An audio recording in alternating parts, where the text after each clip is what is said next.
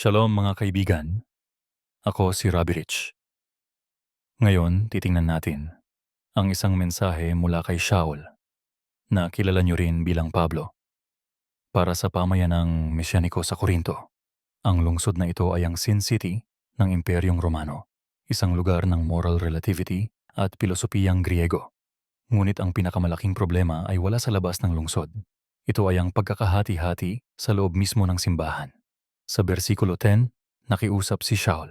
Tinatawagan niya ang mga kapatid sa pangalan ng ating Panginoong Yeshua na Mesiyas na magkasundo at huwag hayaang manatiling nahahati sa mga pangkat o factions.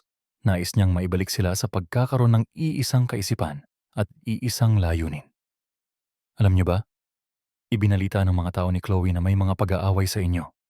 Ang mga tao ay pumipili ng kakampihan. May nagsasabing, kay Shaul ako. Ang iba naman, kay Apollos ako. At ang iba, kay Kefa ako. Sinusunod nila ang guro sa halip na ang mismong turo.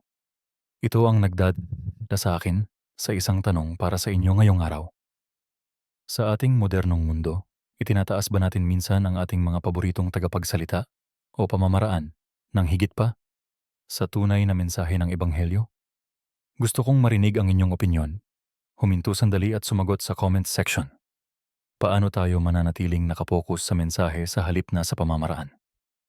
Nagtanong si Shaul ng mga tila kakatuwang tanong para ipakita na ang mga pag-aaway na ito ay walang saysay. Nahati ba ang Mesiyas sa mga piraso o si Shaul ba ang ipinako sa stake para sa inyo? Siyempre, hindi. Paalala niya, ang kanyang misyon ay hindi ang gumawa ng sariling tagasunod sa pamamagitan ng karunungan o mabulaklak na salita. Ang layunin niya ay ipahayag ang mabuting balita upang ang kapangyarihan ng execution stake ng Mesiyas ay hindi mawalan ng saysay. Sa huli, ang mga tagapagsalita ay dumarating at umaalis, ngunit ang salita ng Diyos ay mananatili magpakailanman. Tayo nawa ay maging isang katawan na nagkakaisa sa ating pananampalataya kay Kristo at hindi nahahati dahil sa mga taong pinuno. Ako si Robbie Rich.